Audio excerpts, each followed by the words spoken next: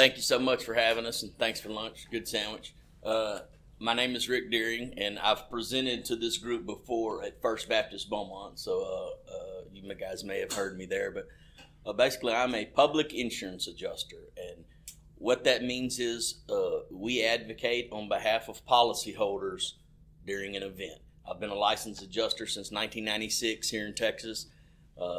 Worked with an insurance company for about the first 16 of those years, then switched over, became a public adjuster where I then represented policyholders. I think it was 2012 is when that happened. So anyhow, what I really want to do is just cover a few things. Jim's already hit on it. You know, we're right here at hurricane season, and around here it's not a matter of if, but when, you know, and the fact of the matter is, there's not a whole lot of places though that you can live and wear shorts and play golf year round. So it's really not that bad of a place to live, even with the storm. So, basically, I don't want to turn this. Here's what I want to cover.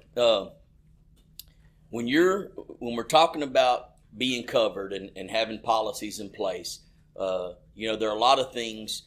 A good example to use is like on your rental car coverage. If your car gets damaged and you think you have full coverage and then you need to get a rental, well, a lot of times they say, well, no, that's extra. So you have to pay just a few dollars extra to get rental car coverage. Same sort of thing in the property policy world. There are a few items that I want to address that just to be looking for first of all. So when you're talking about recovery from a disaster, the best thing to do is look at it on the front end and say, hey, what are some boxes I can get checked before the disaster? You know, and this will help when you're going through your policies, because what I found over the last several years is a lot of churches, a lot of times older buildings, not always, but a lot of times older buildings, which is great because that means it's been a successful place for a long time. First United Pentecostal in Orange just told me he's got a 100-year celebration coming up in October. Now, he also told me he had to postpone it because we're still battling the insurance company, but that's another story. But with a lot of times these older buildings, you know, there are things that our codes, building codes, energy conservation codes, all of that are always being increased and looked at and evaluated. And a lot of times your insurance policy won't cover those additional costs that you'd have to incur to get brought back up to legal code. I'll give you an example. Let's say it's got old electrical, and that type of electrical is not, you know, you can't do it that way anymore. You have to rewire a building. Well, if you don't have the right policy, then you could be the church could be stuck holding that invoice. And so there's a thing called, you can write this down if you want, but it's code upgrade coverage or increased cost of construction coverage, ICC, or code upgrade. And most of the time, they will include a small amount standard in your policy, but it's usually something that you have to buy extra, and it's not a whole lot of money for what it can bring you, the return on it. Perfect example, yesterday we were down in Houma. We have a big a church that has a school associated with it. And no, this is Mulberry. It's a different, Mulberry Baptist, in fact. In Houma, they don't have a sprinkler system. And we're grandfathered in, you know, and so on and so forth. Well, that's probably $75,000 or $100,000 item that it's looking like now the Terrebonne Parish is going to say, yeah, you're going to have to put a sprinkler system in here. Well, we look into their policy. They've only got $10,000 in coverage for that particular, for code upgrade. In hindsight, and you can buy a rider or an endorsement or additional coverage for usually pretty cheap that can extend that coverage. So that's a big one that comes up that we see a lot. Probably the biggest one around here is flood insurance and your property policy aren't the same thing. They're separate. Flood is always a separate policy. Let me back up. You can buy flood insurance sometimes through companies, but it's still not considered the same as your property insurance. Flood is standalone, underwritten by the federal government. There are some what they call excess carriers, where you can buy additional flood coverage, because as it stands, the NFIP, which is National Flood Insurance Program, the governmental entity, you can only buy $500,000 of coverage for your building. Well, if you got a $3 or $4 million church, then that's not enough. You could buy surplus or excess flood insurance to make sure that you are covered if you're in a really high flood prone area.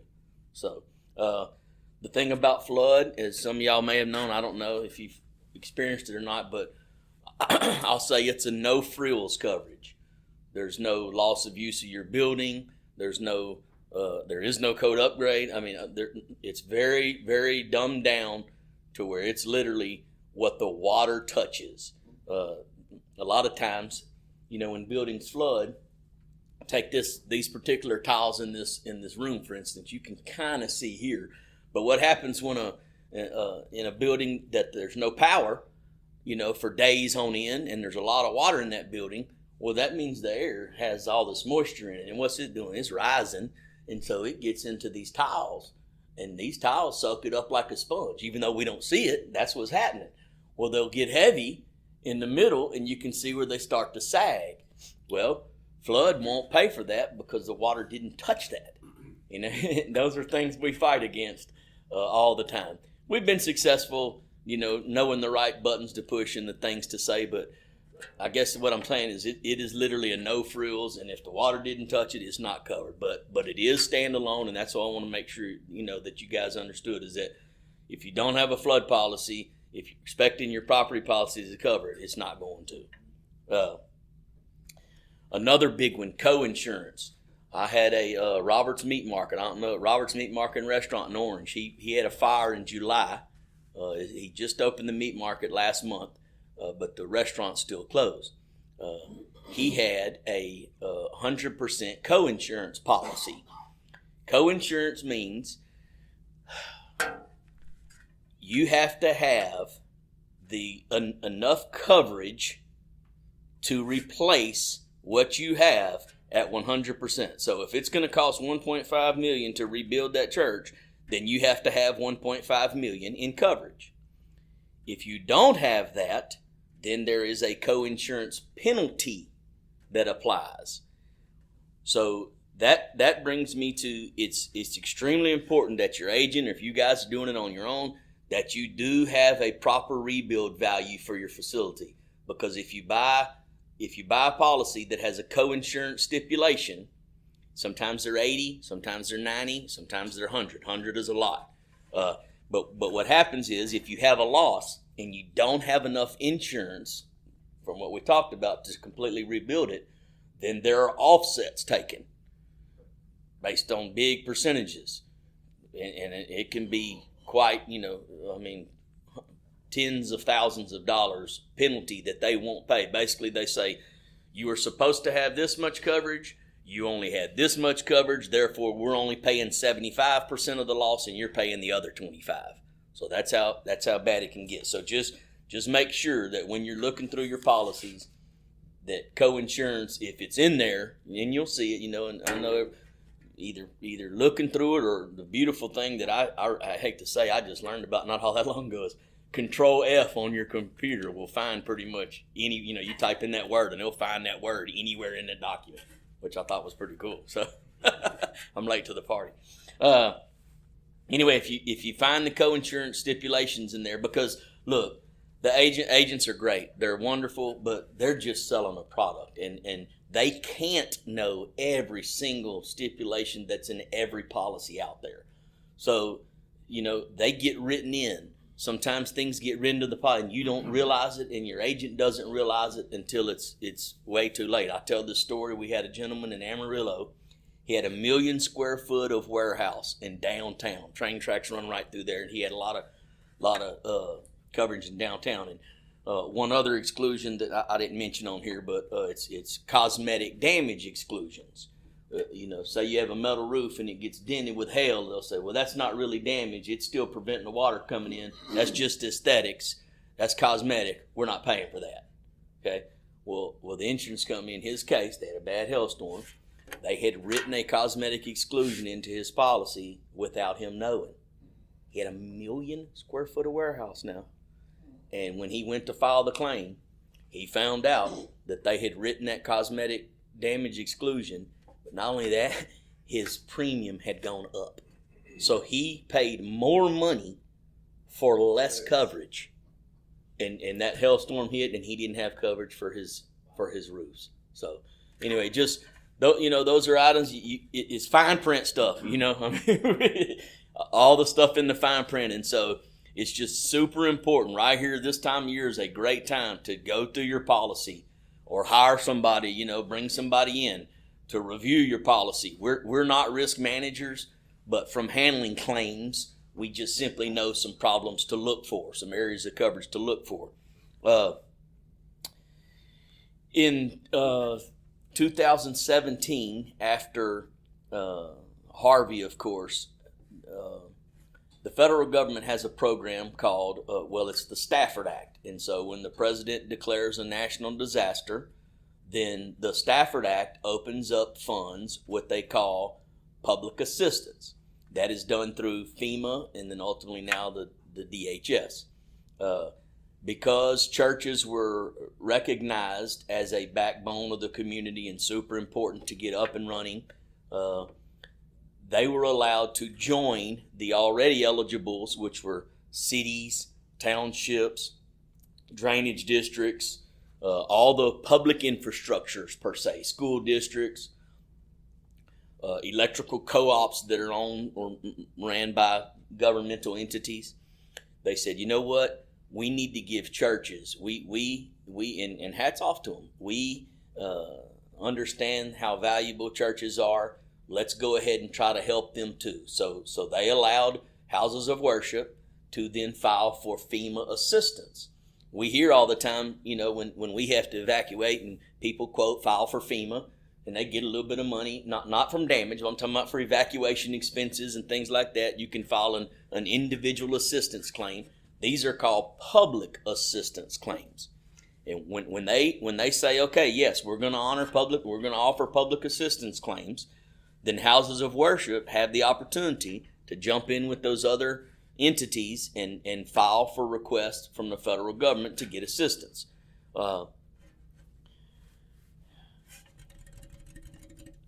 The only caveat is houses of worship have to file for an SBA loan. You don't have to take the loan, but you have to file for the loan, either get approved or rejected. If rejected, nothing, you just move on into the program. If approved, you can take the loan, or you can say no. You still get into the program, but they will offset your award based on how much the SBA would have given you. If they would have given you $50,000, then they're going to deduct $50,000 from what they ultimately pay you. Our experience has been,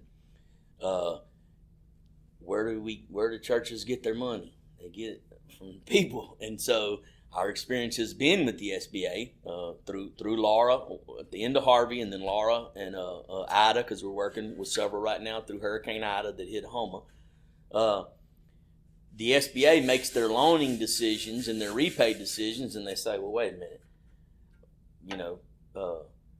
people's homes are decimated. They've got deductibles that are tens of thousands of dollars over there, which we do some too. But what's the chances of this church congregation's finances staying as sustainable and as good as it's been? Probably not real good, and so they've been rejected.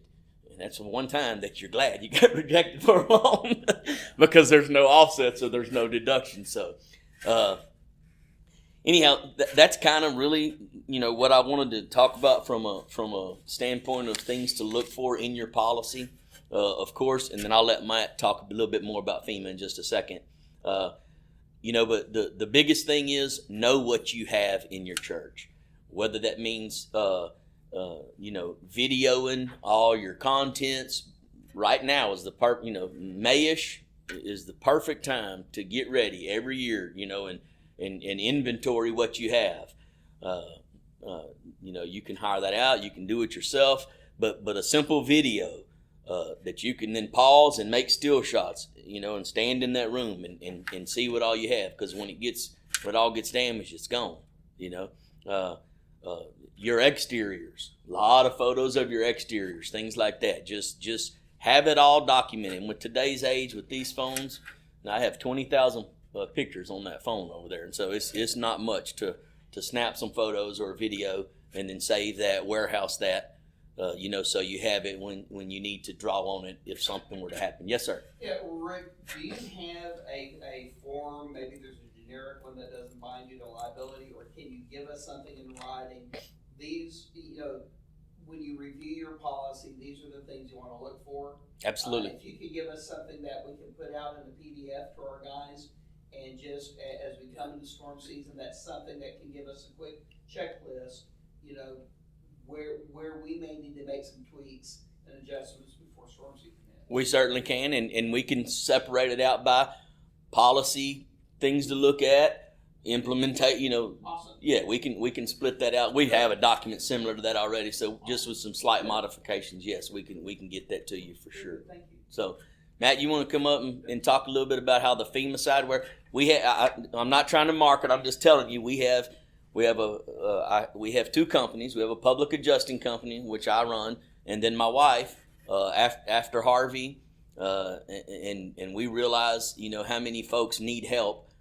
She worked for BASF. I said after Harvey. I'm sorry. After Laura, it became apparent that there was a lot of people who needed assistance out there, and that's kind of what I was alluding to during lunch. That most people don't know this program exists, and if you do, it's so hard to operate from a layperson standpoint that people just throw up their hands and say it's not worth it.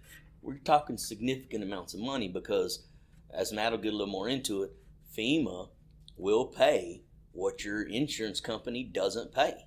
And so that translates into, by nature, your deductible. And so you take, a large church or school district, West Orange, that I've been working with. So after Harvey, we collected $3 million in deductibles from the federal government. It's a government program that's out there. It's called public assistance. And like I said, Matt will share a little more, but my wife runs that one. She left her job at BASF, and she actually owns that one, and she runs it. But that's the consulting side, which helps in the FEMA public assistance program, and I'll let Matt talk a little bit about that. Yeah, I get to talk about the fun side of it. I say fun side because this money is your taxpayer money is going into a fund. And it's there whether you like it or not, whether you vote for it or what have you, it's there. So about 4 years ago, they opened up this fund to nonprofit houses of worship, which are churches. And like Rick said, what that means is essentially what insurance doesn't cover. Okay, so your policy's in place, you've hashed it out with your carrier, and they say, you know what, we're going to deny this, we're going to take off your deductible, of course, because that's what, that's your part of the contract there. And this is what you're going to get. That's your ACV. That's how much you're going to get. You make your repairs, you're still out your deductible, right? So you're able to go to FEMA Public Assistance. They've got a web portal, and we are consultants, so you can also come to a consultant like us, and we can handle all of that. And there's something else to add to that. And what they'll do is, they'll say, okay, we need you to upload one of the most important things you can do during a disaster, and that's photos. Okay, when you know a storm is coming, you should, as an organization, have a checklist, something to implement, okay? You need a photo, the exterior of your asset, your structure, and you need a photo your contents, something that is overlooked far too often. This can be, it can be a test that you give to a deacon. You can do it yourself. Just somebody go around and get some photos pre-loss. Because when that storm comes and you're standing there with your adjuster outside and you say, I swear that wasn't like that before the storm. What do you have to prove, He can, and then he's going to possibly send an engineer out, and the engineer is going to say, no, that's pre-existing, damage. You're stuck in a rock and a hard place there. So photos. And then even after the storm, when you're doing your first assessment, photos. Contents as well. That includes food. And another thing, everybody's got that sound guy that sound guy that knows what's going on in the sound department, including the sound equipment. And make sure he's got a list, because that's some expensive stuff. Those inline speakers and that soundboard that can do all sorts of stuff that nobody knows about, we need model numbers of that. So if you can have an inventory list of that, it's going to make things go much quicker. So back to FEMA, you're going to get to that portal and you're going to be able to upload all your pre-existing damage photos, your damage photos, inventory lists. They're going to comb through it. You're also going to upload what the insurance gave you, repairs that have been done, and those funds will be released back out to you, what wasn't paid for, okay?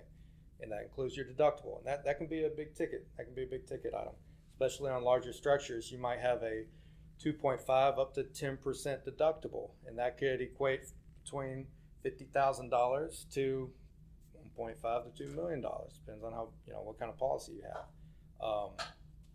Now, there are consultants that exist, such as us, that handle all of this, because we have a conversation that goes back and forth in the office: is who's easier to deal with, the insurance carrier or our federal government? And it's a ping pong match. It goes back and forth depending on who's on the other phone line with us. But kudos to that group of federal and state employees. They try their hardest, but it's a complex. It's just a complex organization to work with. But that's what we do. Now, our fees on the consulting side for FEMA are covered by the federal government. Okay, so what we charge is also part of the package that is being covered by the federal public assistance funds. But it doesn't stop there. There's also mitigation efforts that are available in the PA fund. Okay, now, Insurance World, mitigation is what you're supposed to do to stop future damage. So tarping your roof is mitigation efforts. Getting a mitigation company to vacuum up all the water and control your environment, that's mitigation efforts. Now, on the government side, public assistance, when they say mitigation, they're talking about future possible damage. Okay, so that's a language barrier sometimes. When we're coming in after the fact, churches have already been working with public assistance, and they're kind of struggling understanding some of these words. Well, that's one of the language barriers. Is insurance side, mitigation is what you're doing to control the damage. Federal side, mitigation is what you're going to do to prevent future damage, not related to the current event. An example of that, so there's funds available for mitigation efforts. An example of that is one particular church has vinyl siding. A lot of it was torn up in these high winds from Hurricane Ida. They wanted to go back with a more wind resilient siding, such as Hardy. Well, we put a packet together, got all the right verbiage together, got the right contractor estimates together. We submitted that to FEMA. FEMA analyzes that and says, oh, sure enough, there's a wind factor load is much greater with Hardy siding when properly installed versus vinyl siding. Approved. So there's also a percentage. So how well your mitigation effort is will change this percentage. But there are percentages such as the federal government will take on 75% of the cost, and then you'll take on the remaining balance. They'll take on 90% of the cost. You'll take on the remaining balance. So you can possibly get 75 cents on the dollar paid for, up to 90 cents on the dollar paid for on mitigation efforts. And it doesn't stop at siding. There's also energy conservation acts that you can push for, such as upgrading your single pane aluminum windows to double pane gas-filled anodized windows. Those qualify under the conservation efforts, all the way up to entire new structures. Okay. Now, when you're talking about an entire new structure, it's much more stringent. But I'll give you an example. One new structure that may qualify is the school that we're working with is looking to build an entire new high school. So we'll be putting a package together for that. One of the stipulations that the government likes to see is that the largest room, which is generally the gym, will also be used as a community safe room. So in the event of a peril, that can be a central location that they can evacuate to. Now, if you're now giving your community access to something that is strong enough to withstand that, then that bodes well. Also in low-lying areas, if you're looking to acquire land, build it up to an area that's prone to flooding, you now have a high-level access area that can be used as a emergency site command center in the event of another peril or event striking. That's something the government likes to see. So you've got local organizations investing where they're at, improving, further mitigating future loss, and now they're also opening their doors in the event of a storm. Yeah, that's something that'd be interested in possibly doing a 75 to 100, you know. So that's what we do. So also, TDM, Texas Division of Emergency Management, they have funds as well. So some of those mitigation efforts, I don't want to lump it in and just say FEMA pays for all of it. Some of it falls on the state side. The state has, as of 2 months ago, in various funds, totaled a little over $555 million associated to mitigation efforts, okay? And that could also entail getting generators on these structures for whenever the power goes out. You're still able to have power, which of course is climate control, but also allows you to possibly take on people that are stranded or need housing or whatever, and also allows possibly a center of command for agencies to work out of. So large, massive generators are available under these policies. That's TDM? That is TDM, Texas Division of Emergency Management. And I'll tell you why TDM has such a large budget. In the past 12 years, let me see if I can find it. Past 12 years, Texas has had over 19 major disaster declarations. And guess where the majority of them happened? Here in our little pocket of Texas. And of course, to meet a declaration, yeah, we're number one. So there's always these stipulations to meet a disaster declaration. And I do need to say, in order for churches and other organizations for that matter to get PA funding and TDM funding, well, let me just reduce it to PA funding. It has to be a federally declared disaster, okay? And there's certain thresholds to meet for that. Now on the TDM side, a county declared disaster threshold for Orange County, this is gross numbers. There has to be damage of $347,000. Okay, that's not a whole lot. It's really not. Do I expect that number to go up? Definitely so, especially as we keep getting hit more often. Jefferson County is just over $1 million. Now, if you compare that to other locations, that's not so bad. But on a state level, we are at, Texas is one of the highest.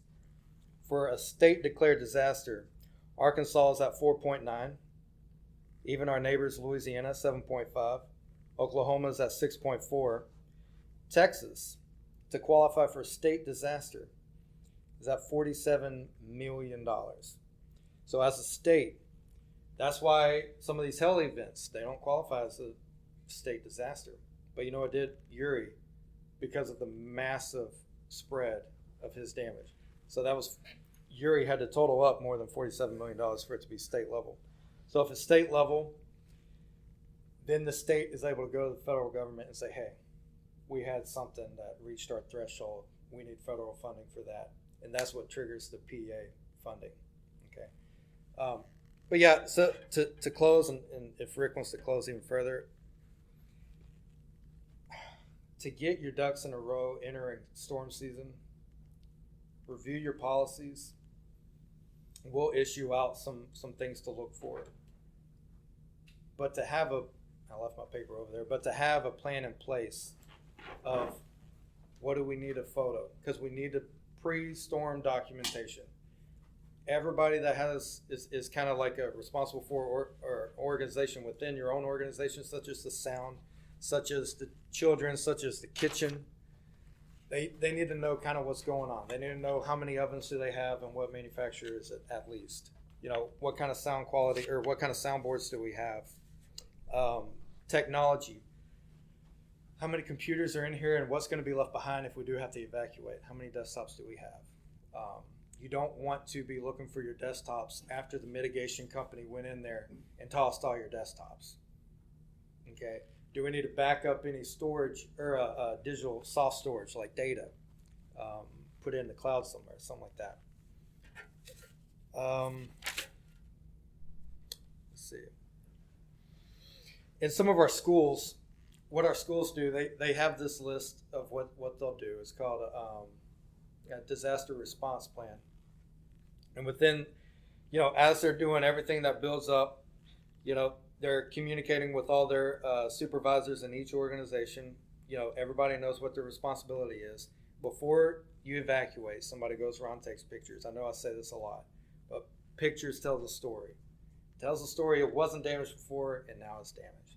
And especially when we get involved, when we ask for pictures, that's either going to be a sign of relief for us, or it's going to be a headache for us that there's no pictures. So then we got to bring in experts and cost a little bit more money and what have you. But and then some of these school districts, even in their policy, they seek professional aid, which would be somebody like us. They seek professional aid when they get ready to handle their claim.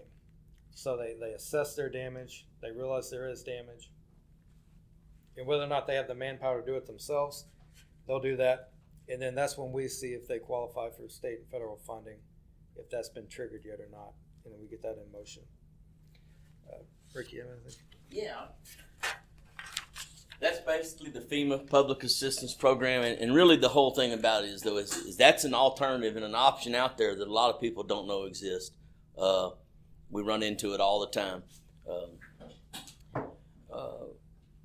Dang it, I just thought of something I was going to mention, and now it's so just to give you some examples of these are brand new, fresh. Mount Olive Baptist Church, Orange, Texas. Hurricane Laura blew the roof off their sanctuary, dumped water all in the building. Insurance company came out and said, "You're not going to reach your deductible. We're sorry." Their sanctuary is full of water.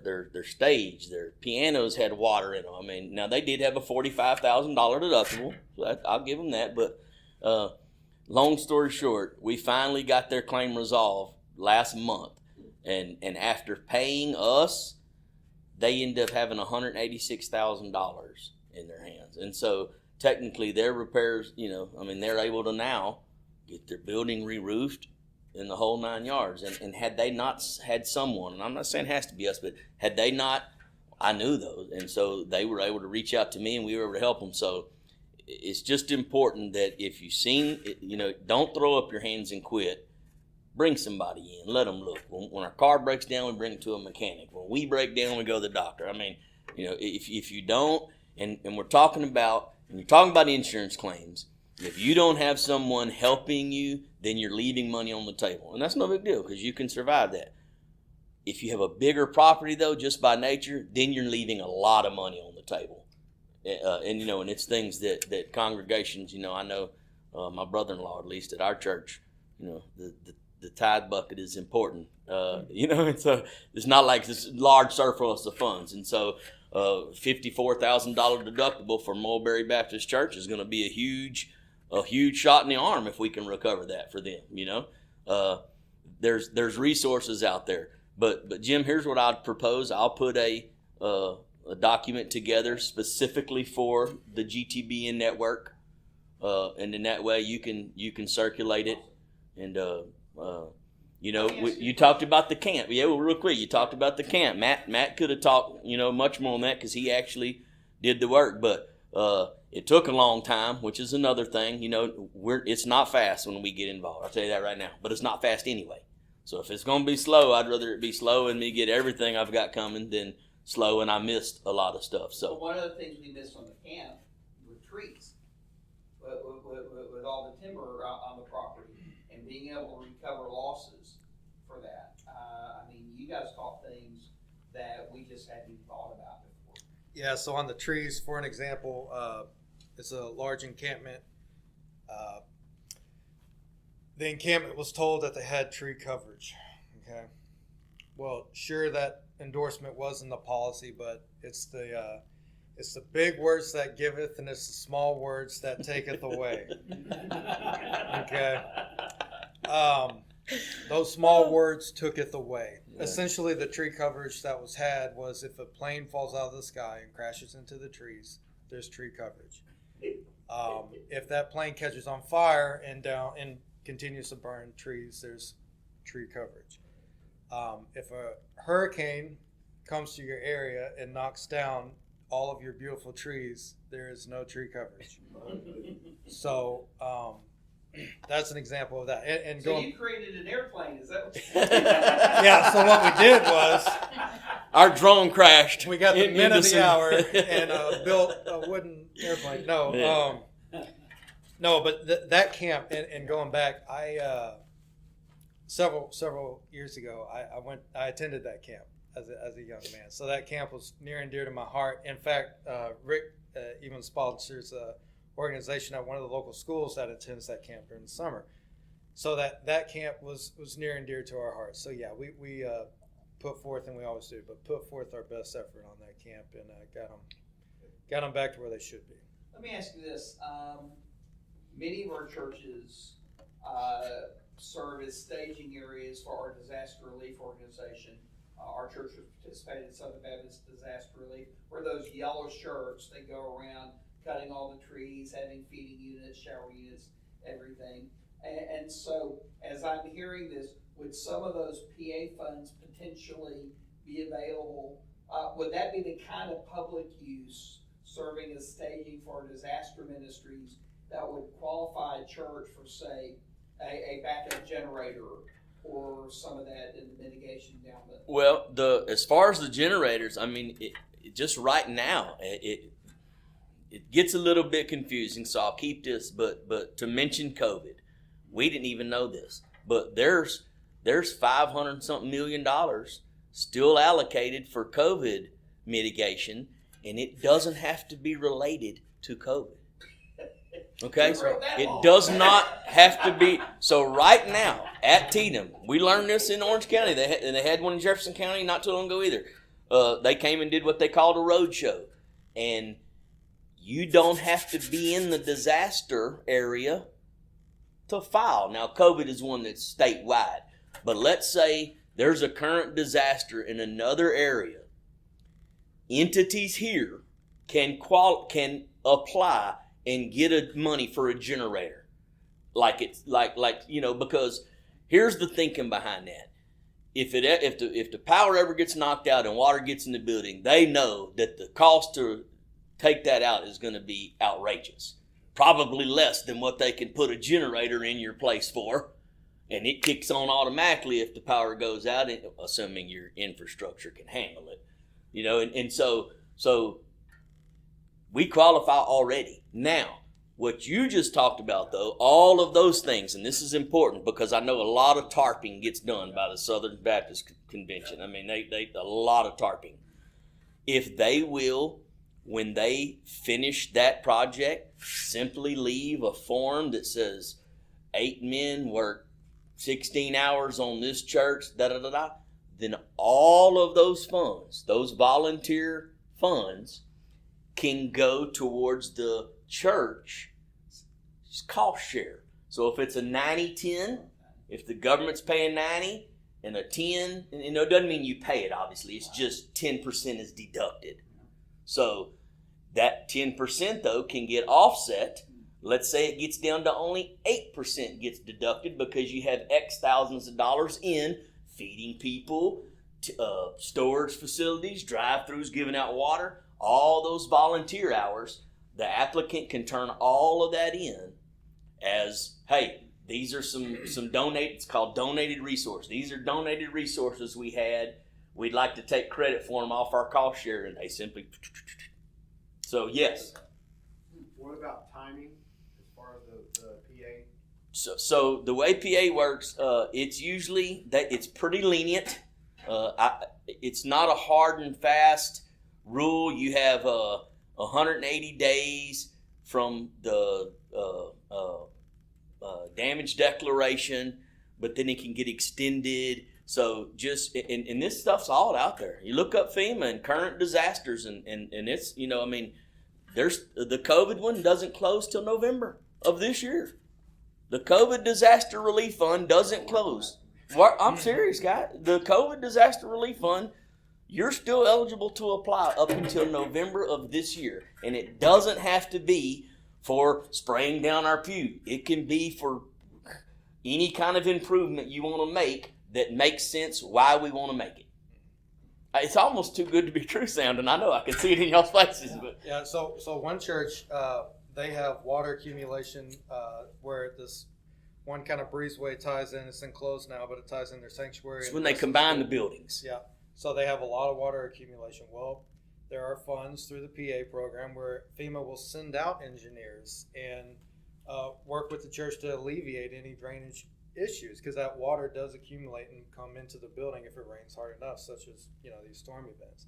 So that's another, they call it project. That's another project we were able to initiate for that applicant to get federal funding, to get engineers out there, to get whether or not those engineers decide it needs to be French drained or ditched or swelled out all the way out to proper discharge location. Y'all work on a percentage basis of recovery, or? We do. Okay. We do. So on the insurance side, the state mandates all that. And of course, we have to be licensed, bonded.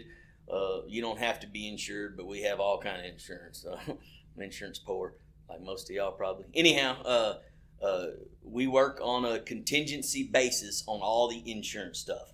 It's a separate company that runs the disaster declaration stuff. It's Justice Claims, public adjusting firm. Justice Claims Consulting and Disaster Recovery Specialist is the other one that does all the FEMA work, and that is basically it ends up being an hourly contract, not to exceed 5%, because that's the max FEMA will pay for what they call management costs. So literally, if you were to hire me to help your facility, then FEMA will pay me to help your facility. So the money never comes out of your actual pocket. It's money that's just, and people, did y'all know? I mean, did y'all? No. And we run into and I work claims we work claims from New Mexico all the way up south, even East Coast, North Carolinas, and everywhere we go, it's just people do not know that these programs are out there. I don't know why. I don't know why they hadn't made a better push, but there's a lot of money available. TDM is a great resource. If you just one day in your office look up TDM and their disaster programs and stuff, and there's a lot of grants, and kind of like Matt said, it's money that's earmarked whether we like it or agree with it or not. And so dadgummit, if it's earmarked and it's out there and we're in our congregations are eligible to go get it, then I say let's go get it, because somebody's going to. That's just how it is. Now, I will throw out one cautionary note. If the federal government is giving you money for these projects, that money has to be spent on those projects. I know everybody is above board here, but I don't want anybody to think that, that's free money that I can float, another 3-4 years on, because they will do an audit check. They do a closeout process where you then have to turn in all your receipts that, hey, we gave you $250,000 for this, show us where you spent it, and we, you put it all on their forms and submit it all. And that's something that we help out. We help during the audit phase. Yeah, if consultants like us come in, they'll be with you to the very end, or at least they should be, to initiation to closeout. And sometimes, like I was telling you, we're still working on Harvey. I've still got Harvey projects for West Orange Stark that we're working on. Elementary marquee out front of the elementary school that hadn't worked since Harvey. We're still working on that project. It's so. Any other questions? Well, thank you guys. Yeah, Appreciate sure, you yeah. coming. I know you've worked with several of our folks, you've worked with our camp. Probably, you know, having dealt with insurance adjusters, when you're working with somebody who's beholden to the company and who has an interest in being as conservative in your claim, having somebody, I know there was some concern about the percentages that goes to the independent adjuster. I will say from the standpoint of our camp, what we received in excess to what was ever considered, what the insurance company wanted to settle, was far beyond. And so again, speaking with the camp, we just really, we're glad of the outcome. Yeah, it went well. It did. Glad It took a long time. Yeah. Took a while, but it did go Some of well. that was our foot dragging. though. It was some. But and then all they need is a little. You drag just a little, then that gives them free reign to drag a little too. And who wants to pay money? Shoot, I'm gonna hold on to it for as long as I can. And Well, and we have, I mean, the worst case scenario, one of our churches that took massive damage in Laura, they had a huge campus, a large major church insuring organization left Orange County after Laura, and as they began to renegotiate their package, they're paying $50,000. They were paying like $48,000 for the deductible they have. The only coverage they could find, $500,000 deductible. So they're paying $50,000 a year now to self-insure for $500,000, North Orange. And so when you look at those kind of deductibles at that cost, then you look at there's a program that will help you close that gap on that deductible. That's right. You know, being aware of that makes the decision of whether you can handle one more swing or not. yes, sir.